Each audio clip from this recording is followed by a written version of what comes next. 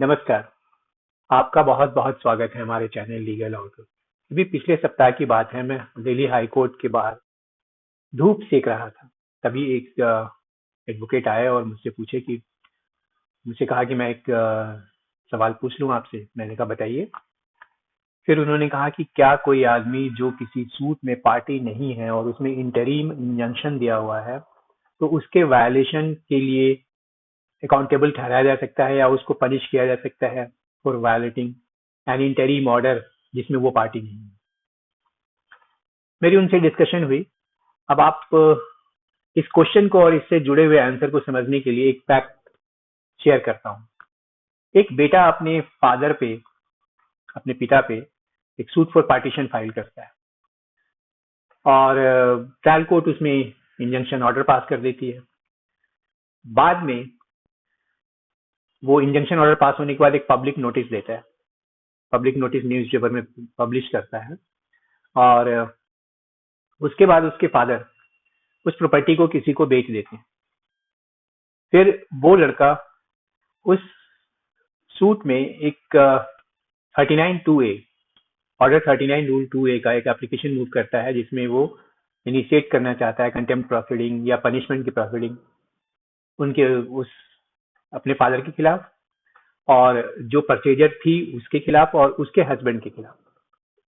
Trial court उसके father को तो दोषी मान लेती है और उनको अटैचमेंट, उसकी प्रॉपर्टी के अटैचमेंट भी 10,000 के वर्थ प्रॉपर्टी के अटैचमेंट का भी ऑर्डर पास कर देती है। लेकिन जो परचेजर और उसके हस्बैंड के खिलाफ था उसको वो प्रोसीड नहीं करती। उसका ये कहना था कि भाई इन्होंने कोई वायलेशन नहीं किया है और ये प्रूफ नहीं हुआ है कि जो इन्होंने परचेज किया है वो इनके नॉलेज में था कि कोई इंटरिम ऑर्डर इस प्रॉपर्टी पे लागू है। वो लड़का फिर इसको चैलेंज करता है हाई कोर्ट में, उड़ीसा हाई कोर्ट में, ये कहते हुए कि भाई देखिए, हमने पब्लिक नोटिस दिया था न्यूज़पेपर में, तो इसको ये माना जाना चाहिए कि ये इनके नॉलेज में था जो इंटरिम ऑर्डर है, क्योंकि हमने न्यूज़पेपर में पब्लिश किया था। ये केस का सिनेरियो है। अब इसमें हाई कोर्ट ने क्या किया इसको देखते हैं। इसके पहले मेरा पिछला वीडियो भी मैंने पार्टीशन से रिलेटेड ही बनाया था, ज्वाइंट फैमिली प्रॉपर्टी से बेसिक्स डील किया था। तो ये एक नया क्वेश्चन मिला मुझे, तो मैंने इस पे किया। आप वो पिछला वीडियो भी देखिएगा, जिसका मैं डिस्क्रिप्शन सेक्शन में दे दूंगा उसके लिंक को। और दूसरी बात कि मेरा एक रिक्वेस्ट है कि अगर आपने चैनल सब्सक्राइब नहीं किया है तो प्लीज कर लीजिए और बेल आइकन दबा दीजिए, जिससे कि जो भी अपडेट हो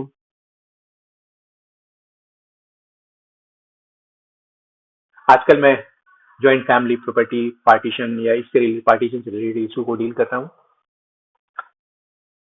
और इस केस की बात कर रहा हूँ, तो इस केस के साथ मैं ये बता दूं कि इसके जजमेंट को उड़ीसा हाई कोर्ट में जब जस्टिस अरिजीत प्रसाद थे उन्होंने लिखा था।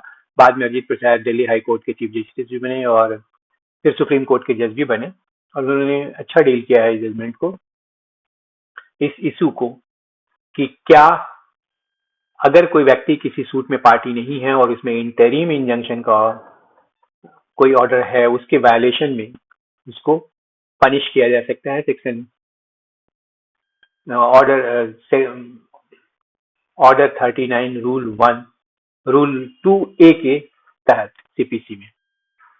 जिस जजमेंट की बात मैं कर रहा हूँ, जजमेंट का नाम है Prafulla Kumar Mohapatra versus Jaya Krishna Mohapatra, Orissa high court का है और इसका साइटेशन है AIR 1994 उड़ीसा 173। आपको पता है कि ऑर्डर 39 रूल 2A डील करता है कि क्या कॉन्सिक्वेंसेज होगा अगर किसी इंटरिम ऑर्डर को या इंजंक्शन ऑर्डर को ब्रीच किया जाए या डिसोबे किया जाए। इसमें अटैचमेंट का प्रोविजन है, प्रॉपर्टी के अटैचमेंट का प्रोविजन है, वह जो वायलेट करता है ऑर्डर को उसका, और इवन की सिविल इम्प्रिजनमेंट भी 3 महीने तक दिया जा सकता है। इसमें जो ऑर्डर 39 रूल 2A में जो पर्सन वर्ड यूज किया गया है, वो सब रूल 1 रूल 2A में, कि वो उसको काफी वाइडर इंटरप्रिटेशन किया जाता है, इससे कि वो सभी लोग आ जाए इसके फोल्ड में जो वायलेटर के एजेंट हैं या उसके सर्वेंट हैं या उसके कमांड पे वो कोई काम करते हैं।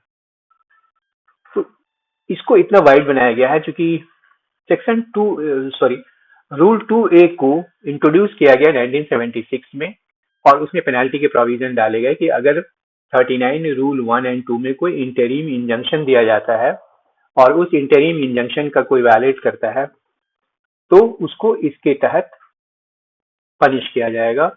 और इसका पर्पस ये था कि जो भी इंजंक्शन ऑर्डर कोर्ट पास करती है उसकी सैंक्टिटी को मेंटेन किया जाए, अदरवाइज कोई फर्क ही नहीं पड़ेगा।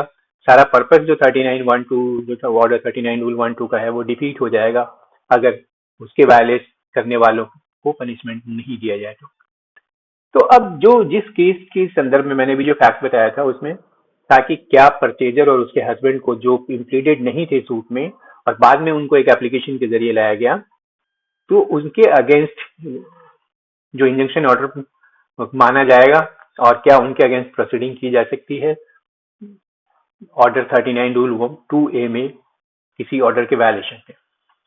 देखिए, जो ऑर्डिनरी रूल है किसी भी ऑर्डर के डिसोबीडियंस का या किसी इंजंक्शन ऑर्डर के वायलेशन का, वो तो ये है कि जिस व्यक्ति ने किया है उस व्यक्ति के खिलाफ ही किया जा सकता है। Normally this is the general rule. इस जनरल रूल का एक एक्सेप्शन यही है कि जब भी ये एलेज किया जाए, जब भी ये आरोप लगाया जाए और उसको प्रूफ कर दिया जाए कि जिस व्यक्ति ने वायलेट किया है वो जिसके खिलाफ ऑर्डर पास हुआ है उसका एजेंट है या सर्वेंट है या वर्कमैन है या उसके इंस्ट्रक्शन पे काम कर रहा है, तो उसके खिलाफ भी लिया जा सकता है, हालांकि वो उस सूट का पार्टी नहीं है। तो ये एक्सेप्शन कार्व आउट किया गया है और इसमें जो नेचर ऑफ, इसमें प्रूफ करना होता है कि उसने डिसोबे किया है विथ नॉलेज, उसको नॉलेज था इस बात का कि कोई ऑर्डर प्रिवेल कर रहा है अभी। और इसमें जो प्रूफ करने के लिए नेचर ऑफ प्रोसीडिंग होती है वो ऑलमोस्ट, क्योंकि पनिशमेंट जुड़ा हुआ है तो ऑलमोस्ट जो एविडेंस की एवेल्युएशन होती है वो बियॉन्ड रीजनेबल डाउट वाली के कॉन्सेप्ट पे आ जाता है जो 39 ऑर्डर 39 रूल 2A का है। और जो एविडेंस दिया जाता है इसमें वो बिल्कुल सफिशिएंट और अनइम्पिचेबल होना चाहिए, अकाट्य होना चाहिए एविडेंस जो प्रूव करे उस व्यक्ति की विलफुलनेस को कि वो विलफुली डिसोबे किया है और विथ नॉलेज किया है। तो जब भी किसी इंजंक्शन ऑर्डर के खिलाफ हम वो 39 ऑर्डर 39 रूल 2A में जाते हैं तो उसमें 3 चीजें होती हैं जो प्रूफ करना होता है कि जो जिस पार्टी के अगेंस्ट हम जा रहे हैं, जिस व्यक्ति के अगेंस्ट हम जा रहे हैं, उसको अपना, अगर वो अपना इनोसेंस प्रूव कर देता है या वो ये कहता है कि दूसरी बात कि वो मेरे नॉलेज में नहीं था, तीसरा कि ये ऑर्डर इतना एम्बिग्यूअस है कि उसका इंटरप्रिटेशन उसने जो किया उसके वो इंटरप्रिटेशन अपने आप में रीजनेबल है और उसके तहत उसको जो उसने अपना वायलेशन किया वो पनिशमेंट के दायरे में नहीं आएगा फिर। तो और दूसरा बात कि उसका इंटेंशन ये नहीं था ऑर्डर को डिसोबे करना, इस तरीके से वो अपने को इंटरप्रेट कर सकता है अगर इंटरप्रिटेशन उस ऑर्डर का हो सकता है। ऑर्डर इतना क्लियर कट नहीं है या वेग है कि उसका इंटरप्रिटेशन जो उसने किया वो हो सकता है। इसके बाद जस्टिस अजीत पसायत ने ये कहा कि कोई डायरेक्शन नहीं था, क्योंकि मेन जो उस लड़के का कहना था कि भाई हमने पब्लिक नोटिस दे दिया तो उनके नॉलेज में था, तो कोर्ट ने कहा कि भाई कोर्ट ने तो कोई डायरेक्शन ही नहीं दिया था कि आप पब्लिक नोटिस दीजिए, क्योंकि जब भी पब्लिक नोटिस की बात होती है तो ऑर्डर 5 रूल 20 CPC की बात होती है जिसमें ये प्रोविजन है। बोला कि इसमें तो कोई एप्लीकेशन ही नहीं लगाया गया। और सब्स्टिट्यूटेड सर्विस की बात तो तब होगी ना जब पहले ऑर्डिनरी सर्विस इफेक्ट नहीं हो पा रहा हो, नॉर्मल सर्विस नहीं इफेक्ट हो पा रहा, नॉर्मल तरीके से नोटिस नहीं सर्व हो पा रहा हो तब। तो बोला कि यहाँ तो वो पार्टी नहीं था, जब पार्टी नहीं था तो उसको कोई पर्सनल सर्विस की बात नहीं होती ऑर्डिनरी वे में। तो जब ऑर्डिनरी वे में नहीं होती तो फिर उसका नेक्स्ट स्टेप जो अगर ऑर्डिनरी में नहीं होती है तब सब्स्टिट्यूटेड सर्विस की बात होती है, तो वो सब्स्टिट्यूटेड सर्विस का कोई ओकेजन ही नहीं आया। इसलिए जो एडवर्टीजमेंट या जो आपने पब्लिक नोटिस जिस बात को कह रहे हो वो कोर्ट के डायरेक्शन पे नहीं था, वो आपका अपना एक्शन था। इसलिए उन्होंने कहा कि भाई जो परचेजर है और उसका हस्बैंड है जिसको कि रे किया गया था, जिसको पार्टी बनाकर उसके खिलाफ ये प्रोसीडिंग करी गई थी ऑर्डर 39 रूल 2A का, वो नहीं लागू होता है। और उसने जो ट्रायल कोर्ट का ऑर्डर था जिसके तहत वो ट्रायल कोर्ट ने कहा था कि भाई इन दोनों के खिलाफ नहीं लागू होगा 2A का प्रोसीडिंग, तो उसको अपहेल्ड किया। क्योंकि जो हाई कोर्ट ने एक दो चीज और भी बड़ी अच्छी बताई कि जब भी आप सब्स्टिट्यूटेड सर्विस की बात करते हैं तो उसका एडवर्टाइजमेंट उस न्यूज़पेपर में होना चाहिए जो उस एरिया में सर्कुलेट होता है। ये कोर्ट के डायरेक्शन में है। और साथ में ये भी होना चाहिए कि जिस एरिया में वो ऑर्डिनरीली वो आदमी जिस पे सर्विस करानी है वो रहता है या वो अपने प्रॉफिट एंड गेन के लिए उस एरिया में काम करता है, तो जब तक ये सब रिक्वायरमेंट नहीं होगा तब तक जो सब्स्टिट्यूटेड सर्विस के क्लेम किया जा रहा है वो भी लागू नहीं होगा। तो ये सब चीजें उसमें नहीं थी, तो उसको उसके खिलाफ हाई कोर्ट ने भी होल्ड किया कि उसके खिलाफ लागू नहीं होता है जो इंटरिम ऑर्डर है, इंजंक्शन है, और उसको उसके लिए पनिश नहीं किया जा सकता है। तो यहाँ पे जो व्यक्ति हमसे, जो एडवोकेट हमसे पूछने आए थे, उनको तो मैंने ब्रीफली समझा दिया था, बट इस जजमेंट के जरिए मैं आप लोगों तक जो जजमेंट पहुंचा रहा हूँ, तो जरिए सारा चीज क्लियर हो जाता है कि कब कोई व्यक्ति जो सूट का पार्टी नहीं हो और उसके खिलाफ किसी इंजंक्शन के वायलेशन का